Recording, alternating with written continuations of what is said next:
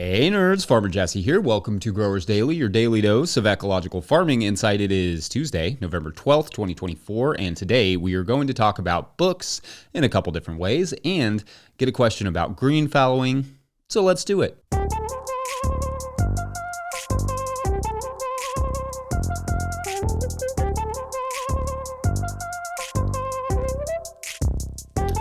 All right, so I hope everyone had a lovely Monday. It's getting dark here at like 6 p.m., so although it was indeed a lovely Monday for us, it was short.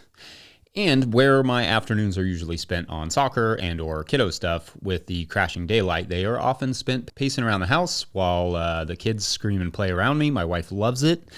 I did clear out the greenhouse, as I do every year, to clean it up, and now that has turned into a temporary soccer house for the winter, which is fun. If I can get some lights in there, that will be good to go. Anyway, I do try to get some good reading done at this time of year. The last few years, I feel like I've read a lot of science papers, just reading nothing but research papers. But there are a lot of really good books coming out right now that I want to get to, and that'll be fun to share.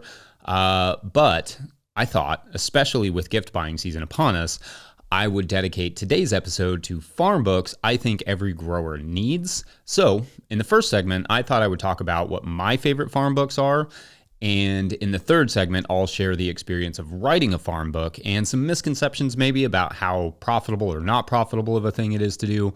So I guess today's episode is kind of a book and green fallow sandwich. Sounds delicious. All right, so I am a big book fan, as is my wife, and when we were living off-grid for many years, reading was basically all we did for entertainment, especially in the winter. That said, I haven't read every farm book there is, and I have certainly forgotten about some of the ones I did read and enjoy, so feel free to let me know which books you think deserve a shout-out that I miss.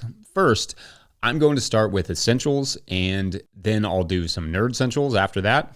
Almost all of these are specifically for market farmers, not for livestock farmers. So although we have raised all sorts of livestock over the years, and I've read all sorts of livestock books, I haven't read a livestock book in many, many years, and it would feel disingenuous to make recommendations. So this will strictly be stuff I think helps market gardeners, but some of it could be applicable to any sort of farm business. Anyway, my essentials list goes like this, and they will be linked in the show notes. I should say none of these are in a particular order, though maybe the first one is the first one, and then everything else is not necessarily in an order. It's just whatever order it hit my brain. And I obviously did not include my own book, but I'll talk about that at the end. Obviously, when you pick that up from no-tillgrowers.com, though, it helps to support our work, so in that way it's essential. Anyway, number one, The Organic Farmer's Business Handbook by Richard Wiswall. If you are starting a farm, you are starting a business. And if you know nothing about farm businesses, you should start with this book. I've mentioned it thrice now in the short existence of this show, so that should tell you something. Number two, and for anybody not watching on YouTube, I'm literally holding these up, so that's probably what that sound is. But number two, The No-Till Organic Vegetable Farm by Daniel Mays. If you are in the north especially, but no matter where you live, this book is widely applicable. The cover crop stuff is really helpful, but he also goes into planning and record keeping and a bunch of other practical and necessary farm things. Great book to have. Number three, or 3 and 4 if you want to say it that way, is The Lean Farm and also The Lean Micro Farm by Ben Hartman. Both of these books are exceedingly helpful in applying the lean system of manufacturing, thinking basically like the Toyota production system to ecological farming.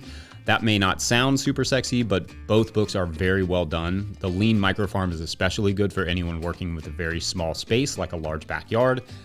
You do not have to, implement everything that has to do with the lean system, but you can get a lot of great ideas based on that system for farming. Very cool. Number 4, The New Organic Grower by Elliot Coleman is the first book I ever owned on farming, and the last edition, which I think is the 30th anniversary, it feels like an essential piece of the farm library to me, as does the Winter Harvest Handbook, another great one by Elliot Coleman.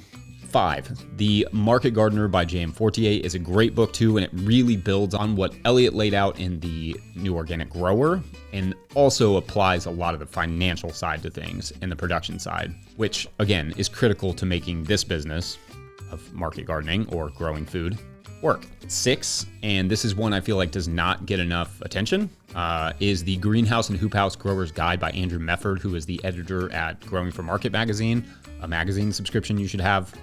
Anyway, this is a must for anyone with a high tunnel or wanting to grow undercover at all. Absolutely excellent book. I give this one with a huge recommendation. I still reference this book all the time. One I don't have a physical copy of because it's an ebook is Chris Newman wrote an excellent ebook called First Generation Farming that challenges a lot of the conventional wisdom on small scale farms and how they should operate and how they are not working a lot of times. I think it's wonderful and does not get talked about enough. Now, I want to add a few nerd essentials real quick. The Teaming With series, so like teaming with nutrients, teaming with fungi, teaming with microbes. These are all really, really good.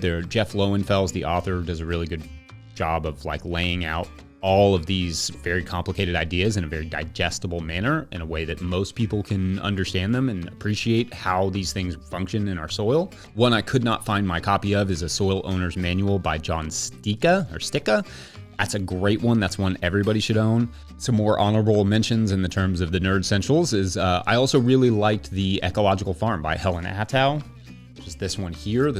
Helen is super awesome. She goes into a ton of detail in this book on her production system, and they kept really good records and have a lot of data to back up what does and doesn't work in terms of soil management. So very cool stuff. No-Till Intensive Vegetable Culture by Brian O'Hara. Another great one. One of the things that I really took away from this is he adds nutrients to his compost to address deficiencies he's seeing in the field. So basically like using the compost microbes to make those nutrients available before he puts it on the field instead of just applying rock amendments to the field, which I think is a very cool idea.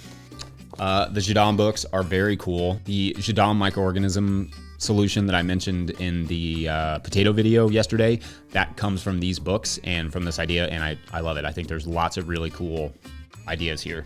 And maybe the last book I'll mention is this one by Nigel Palmer, which is probably the best book that breaks down like Korean natural farming amendments and how to use them and how to make them. That's in English, but there's lots of cool, useful stuff in this book as well. And one that I think is really great. I think everybody should have this book and all of those mentioned there. There's so many more I could mention. Like Charles Dowding has written several good books for gardening scale. Pam Dawling's 2 books. She's got another edition of Sustainable Market Farming coming out soon, which I'll discuss at some point, another really good one. Also, I will talk about my book at the end. But one last shout out to Dan Brisebois' forthcoming book, The Seed Farmer, which is going to be an essential book for market farmers interested in seed saving or specifically seed selling and how you can work that into like a market garden scale. Very cool stuff. And when you get it from no-tillgrowers.com, that goes to supporting our work as well. Nice. Again, I will painstakingly link all of those in the show notes while I curse this decision for a podcast idea so that you can easily find them. Anyway, let me know what books are your essential bookshelf books for farmers. And up next, we'll talk green fallowing. Couldn't be a more natural transition than that. BRB.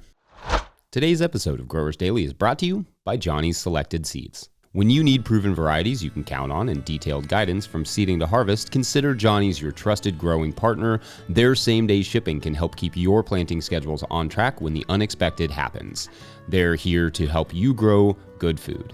Turning to Johnny's means you can plant high-quality, trial-proven varieties with confidence and know that their expert staff is ready to help with first-hand knowledge, because they've grown them themselves. Learn more at johnnyseeds.com. All right. Back to the show.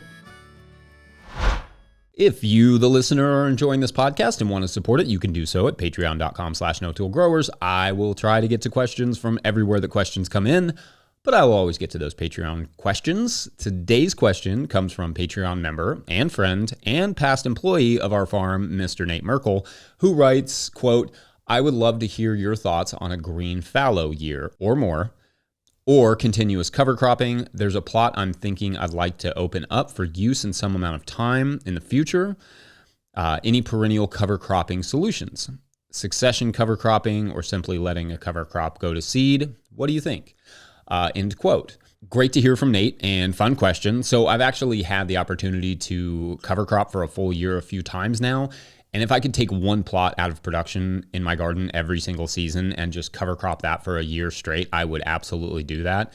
Now, how you would do it depends a bit on the time of year that you want to take it out of production and on your climate. My experience is all in Central Kentucky Zone 6B. So this is one way it could look. A plot is taken out of production in the late summer and a winter hardy cover crop of cereal rye, vetch, and crimson clover are sown. If I'm in zone 7B or above, I'm probably skipping the vetch in favor of Austrian winter pea because vetch can be hard to kill in southern climates. Anyway, in the early summer of the next year, I'm broadcasting sorghum Sudan grass and a legume of some sort like cowpeas over top of the winter cover crop right before I terminate it. Preferably, you would have primed that seed to get it ready to germinate by soaking it in a compost extract or tea overnight, then quickly drying it.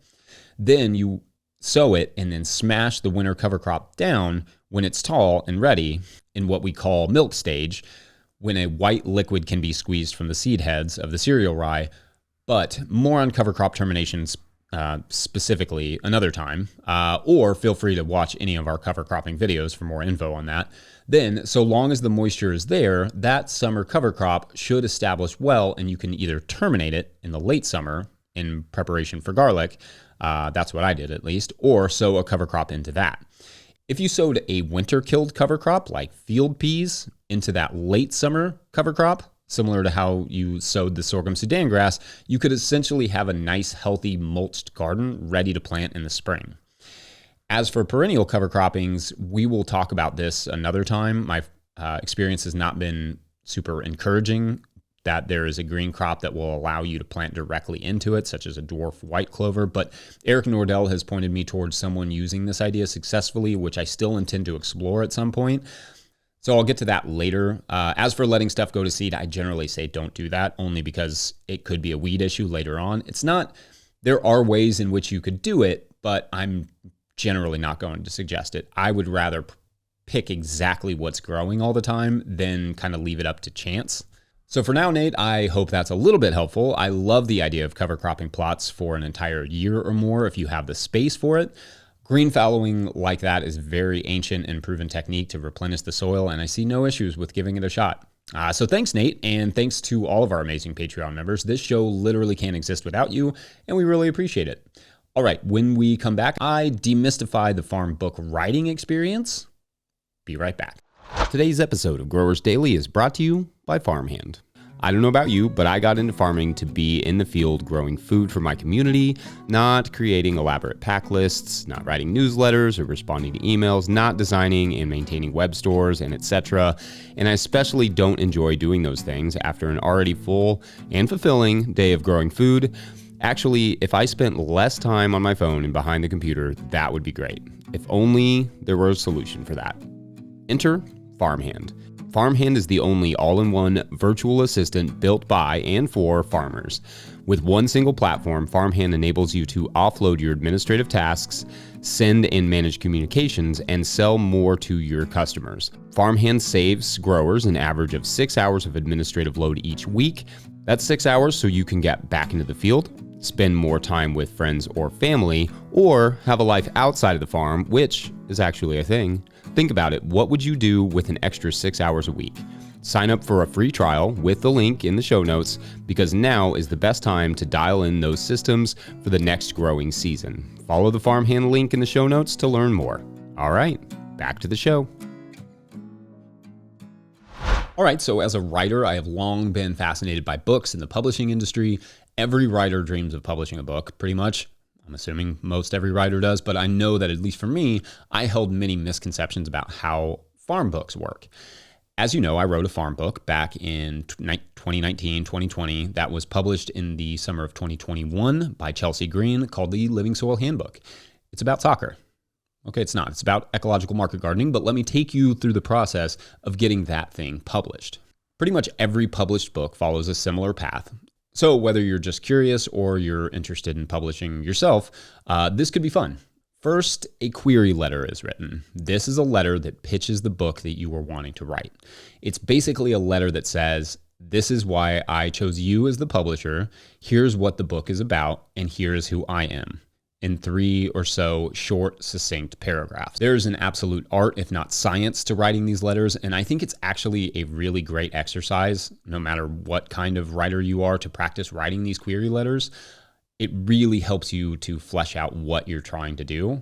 For most books, like fiction, you would send those letters to an agent, not a publisher. Most publishers do not accept query letters. But for trade publications like farm books, you can generally send the queries straight to the publisher. If an editor likes your query, they will have you put together a proposal. Now, a proposal is a very intensive process. Every publisher will have their own criteria, but generally they will want a basic outline, a detailed outline, so an outline with a sentence or two describing each section, a sample chapter or two, a bio, a marketing plan, a graphics or illustration plan with examples, and potentially more things.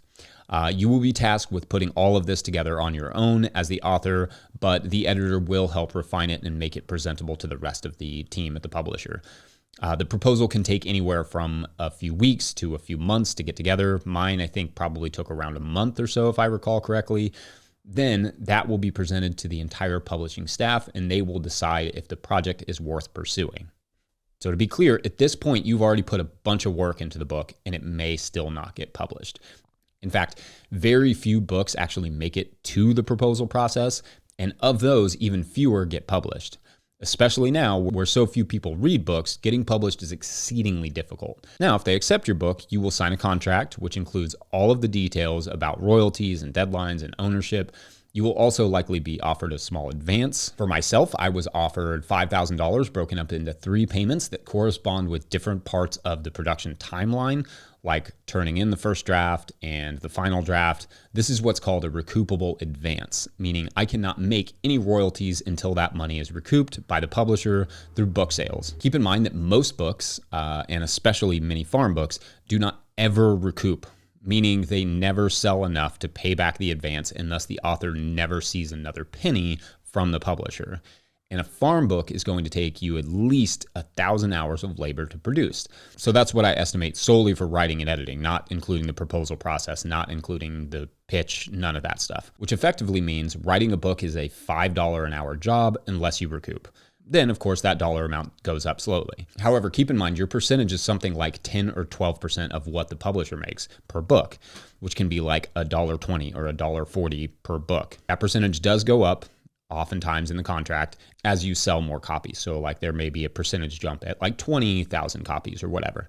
But either way, it's not going to be very much money. Your royalties are generally paid every 6 months as well. So if you did recoup your advance, it may not be for a whole year before you get your first royalty check. Selling your own copies is how you can earn the most money, though of course you have to buy those copies. So with that in mind, the best way to support a farm author is to buy it directly from them. That said, a lot of farm authors do not do this. The marketing side of writing a book often gets pushed to the bottom of the list, while it should really be at the top of the list before writing your book. Writing a book is effectively starting a small business, and you shouldn't put a ton of money and time and work into a small business that you yourself have no marketing apparatus to sell it. The way I set up the Living Soil Handbook is that I sell it all through no-till growers and do not collect any money on those sales. Like I get my 144 or whatever in royalties, but the rest of it goes to keeping this company going and growing because no-till growers and this work is important to me. And I believe it is important to the planet, to food, to people's health, all of those things. But all of that to say, writing a farm book can be a great thing to do for the farming community, but there are certainly better, more profitable enterprises one can embark on, like just growing food. So that's a good one. But I love my farm books and I really appreciate the work that the authors put into them. So I do hope you will continue to support farm authors because it is not the money-making enterprise I think some people think it is.